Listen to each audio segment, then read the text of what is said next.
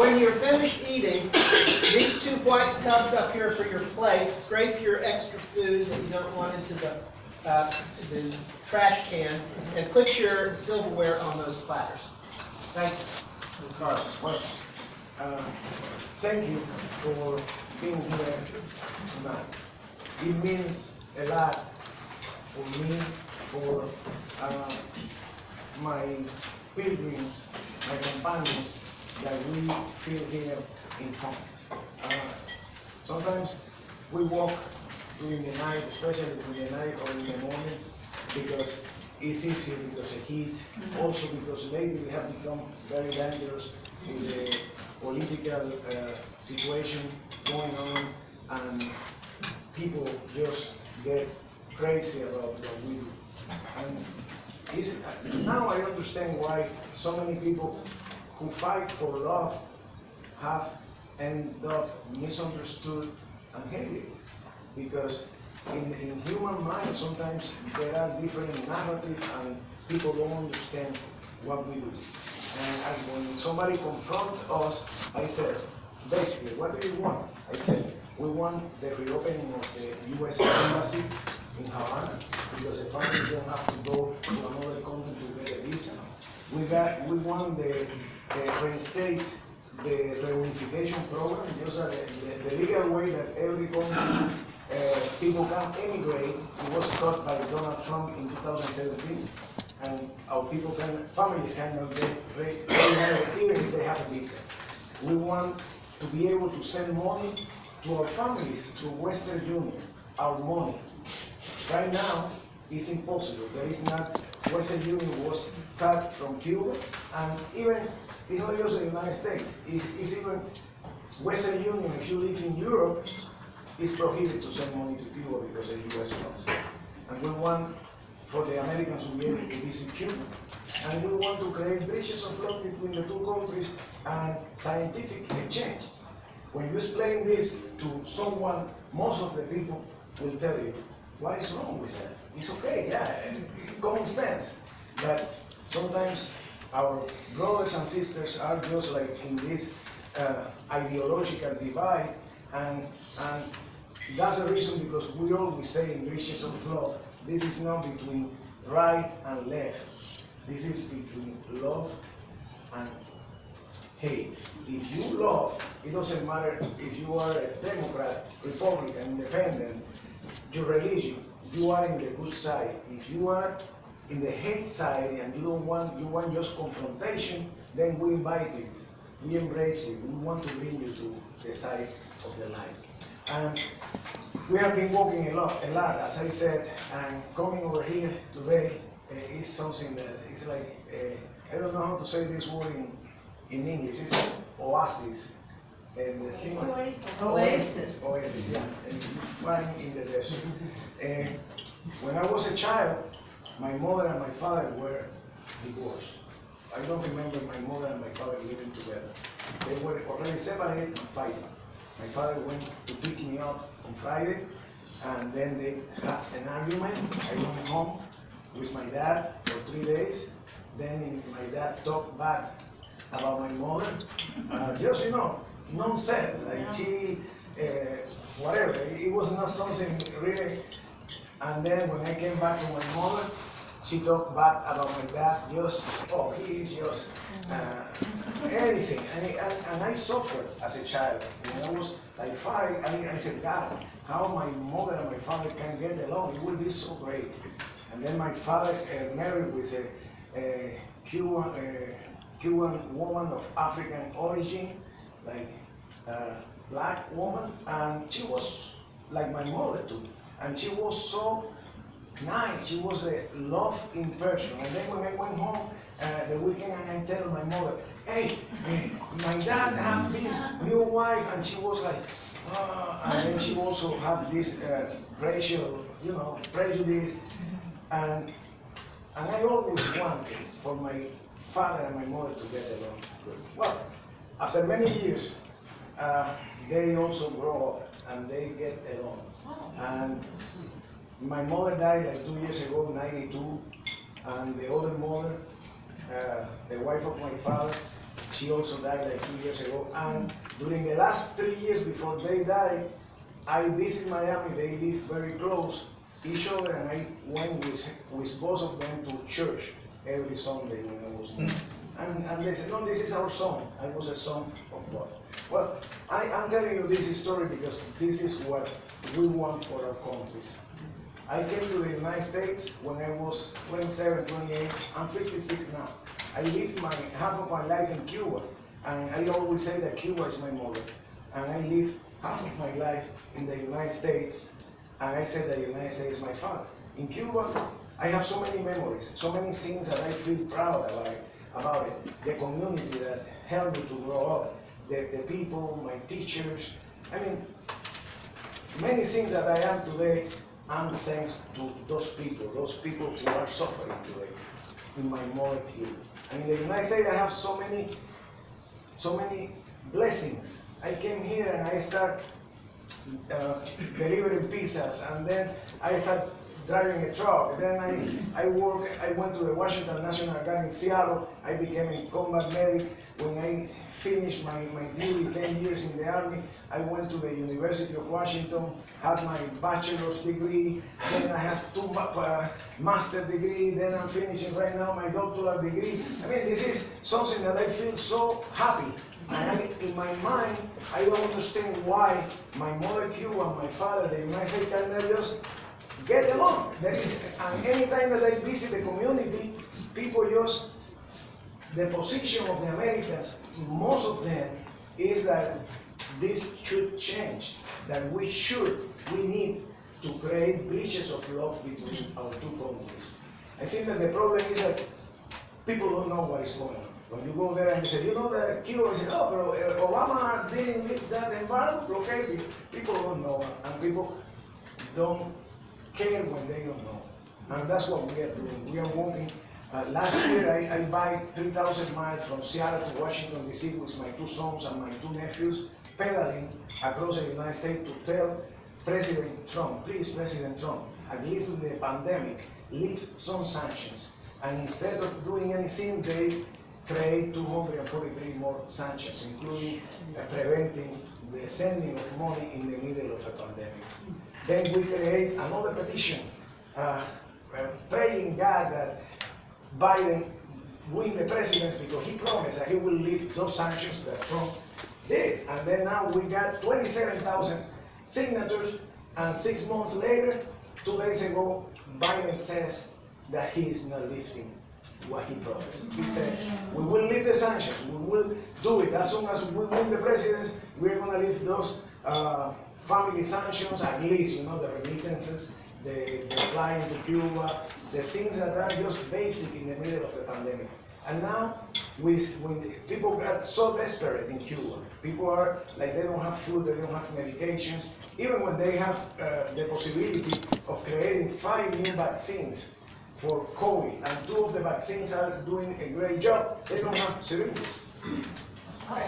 And that is so difficult, and people get desperate. Some people in the street just telling, I'm hungry, and one of the reasons for that people there is because they are desperate. They want to be able to have something, and instead of saying, okay, people are desperate, and they went to the street, they just now say, oh, they are desperate, they went to the street now, for now, we are not going to leave those sanctions. I mean, in the case that they have been abused, then you want to get the people who is abused and punish the one who is abused, to punish the ruler. That's something so unfair, and I don't see how the United States, the politicians, don't see that the best way to bring democracy, to bring prosperity, to bring inclusion to the Cuban people is by just opening up in the same way that Obama started doing. Those 2 years are just a test of what could be in the future if those sanctions are lifted. And even when the news are kind of bad, because in the middle of this walking, they have these riots in Cuba, and President Biden, we were so full of hope. I was talking to the kids, and oh, Biden is going to announce something. We were crying in there, oh man, that's so good. And he announced that, you know what, I'm keeping the Trump sanctions because they need internet. I'm going to try the way to open internet for Cubans. I mean, this is not about internet, this is about being able to receive money from the families, being able to just trade.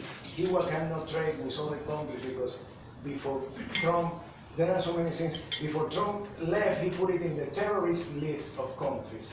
And now no country wants to deal with Cuba. There is Mike was mentioned that they cannot buy food. There are some exceptions to buy food, but so many countries, many banks don't want to do any transaction with Cuba because it's in the terrorist list. When we create this, start this journey, I start doing this just with my credit card, and then we decided to create a GoFundMe to help for the expenses for the truck and everything. GoFundMe stopped me like 1 week from opening the GoFundMe because I mentioned the word Cuba, and I mentioned that we were doing this to lift the sanctions, and under the law that was okay, but they were afraid that the money was used in Cuba. They didn't understand really good what was going on. Finally, they opened this. But with banks around the world, it's the same.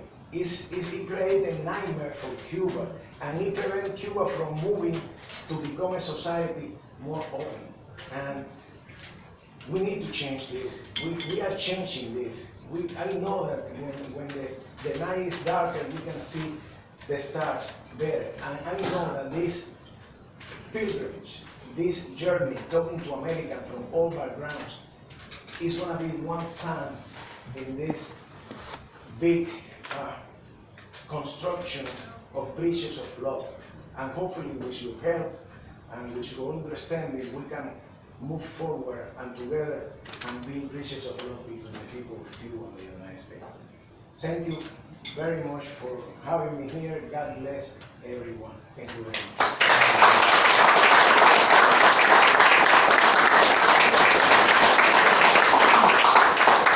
Maybe I should play the guitar.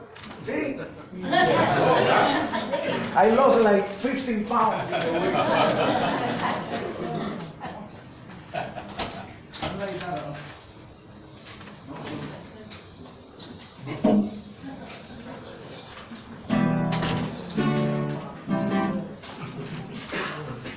Well, this is a song. I usually play the Guantanamera. Guantanamera is the most popular Cuban song. Everybody knows Guantanamera.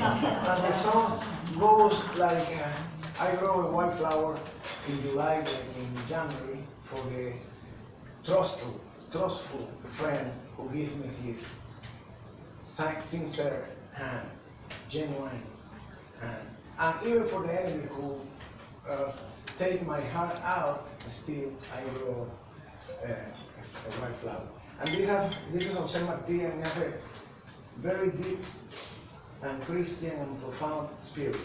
It's something about being good to everyone, right?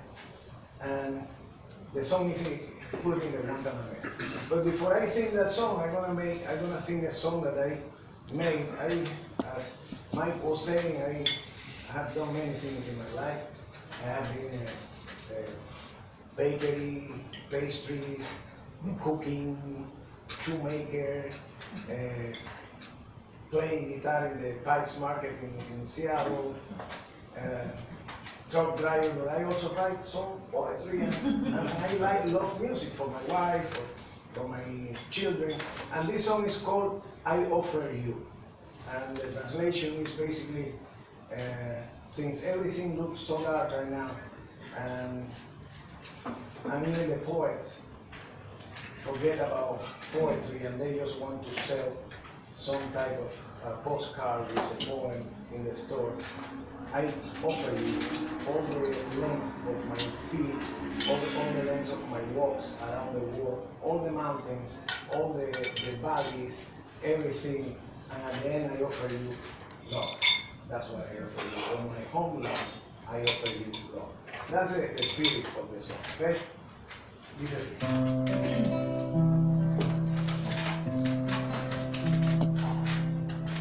Como los luceros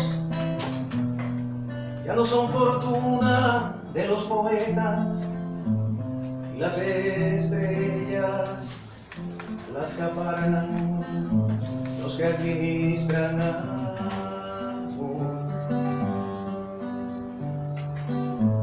Como ese cielo ya hipotecado, no le caben ganas y se han agotado los últimos centímetros calientes, brillantes del sol. Yo te ofrezco todo el barro de mis pasos, mis senderos, mis trillos sin luz, los caminos, los valles, los campos, y del mar te regalo el azul del planeta. Te ofrezco lo humano, o lo bello, lo tierno y en fin, las distancias, los ríos, los lagos que llevaron mi cuerpo hasta ti, como el firmamento, el banco quebrado y las esperanzas ya se han descolgado. La luna es moneda que no paga deudas de honor, y los comerciantes han domesticado brillantes cometas que son calcomanías vendidas en tiendas horribles al mejor postor. Yo te ofrezco de mis frutos las semillas, de mis surcos te ofrezco el sudor, de mi tierra te brindo la vida, Cuba, de mi vida te brindo el amor. Yo te ofrezco una flor con espinas, de los hombres te ofrezco el valor, de mi tierra te brindo la vida, de mi vida te brindo el amor.